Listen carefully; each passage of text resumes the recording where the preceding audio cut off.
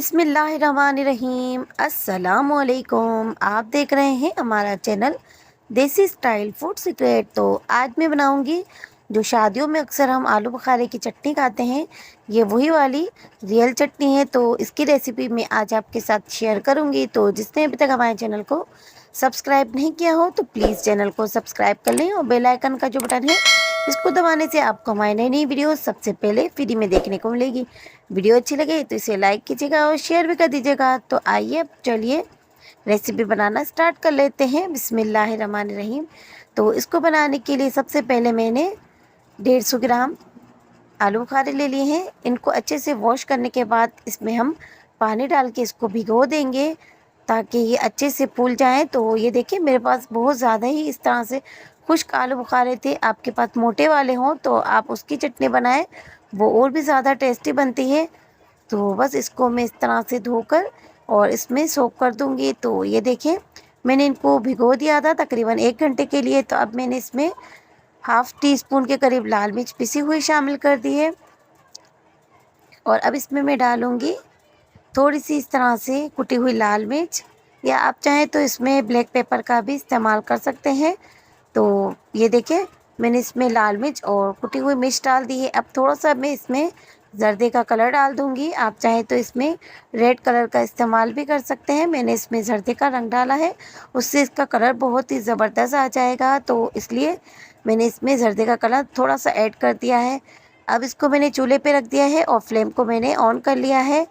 तो तकरीबन मैं इसको पकाऊंगी 5 मिनट तक, ताकि इसके आलू बुखारे और भी ज़्यादा सॉफ्ट हो जाएं और ये फूल जाएं।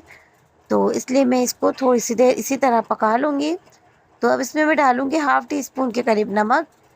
तो नमक आप अपने जायके के मुताबिक कम ज़्यादा भी कर सकते हैं। मैंने अभी इसमें चीनी ऐड नहीं की है, तो चीनी मैं थोड़ी देर के बाद ऐड करूँगी। जब तक कि हमारे आलू बुखारे अच्छे से इसमें गल नहीं जाते जब तक मैं इसमें चीनी ऐड नहीं करूँगी। तो ये देखिए काफ़ी हद तक हमारे आलू बुखारे फूल चुके हैं और कितने सॉफ्ट हो चुके हैं और इनका साइज़ भी कितना डबल हो चुका है। तो अब इसमें मैं डाल दूँगी इस तरह से मैंने 150 ग्राम ही चीनी ले ली थी। तो 150 ग्राम मैंने आलू बुखारे लिए हैं और उतनी ही मैंने इसमें चीनी डाल दी है। तो चीनी डालकर भी मैं इसको तकरीबन पकाऊंगी जब तक कि इसकी चीनी अच्छे से मेल्ट नहीं होती और ये जो चटनी है वो अच्छे से थिक नहीं हो जाती। तो वीडियो को लास्ट तक देखिएगा। अगर आप एक भी स्टेप मिस करते हैं तो आपकी पूरी रेसिपी ख़राब हो सकती है, इसलिए रेसिपी को स्टेप बाय स्टेप पूरा फॉलो कीजिएगा। रेसिपी अच्छी लगे तो लाइक भी कर लीजिएगा। तो ये देखिए इस तरह से हम चटनी को तकरीबन 5 मिनट तक इसी तरह पका लेंगे ताकि जो चीनी हमने ऐड की है उसके अच्छा सा इसमें एक शीरा सा बन जाए।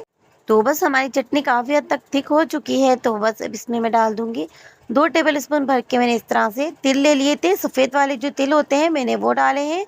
आप इसकी जगह इसमें 5 मगज़ का इस्तेमाल भी कर सकते हैं और बादामों का भी इस्तेमाल कर सकते हैं। तो बादाम को भिगोकर और इसको छिलकर इसमें डाल दें।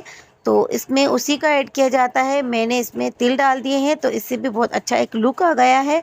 तो देखिए बस फ्लेम को मैंने ऑफ़ कर दिया है और चटनी हमारी काफ़ी हद तक थिक हो चुकी है और हमारे आलू बुखारे देखिए कितने अच्छे फूल चुके हैं। बहुत सूखे थे फिर भी हमारे आलू बुखारे कितने अच्छे बड़े साइज़ के हो चुके हैं।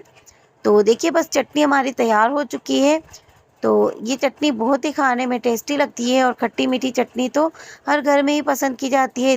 तो इसको आप भी ज़रूर ट्राई कीजिएगा और हमें कमेंट्स करके ज़रूर बताया करें कि हमारी रेसिपी आपको कैसी लगी है। रेसिपी पसंद आई हो तो इसे लाइक कीजिएगा और शेयर भी कर दीजिएगा। तो जाने से पहले चैनल पे अगर नए हैं तो प्लीज़ चैनल को सब्सक्राइब कर लीजिएगा। तो अब हमें इजाज़त दीजिए, दुआओं में याद रखिएगा। अल्लाह हाफिज़।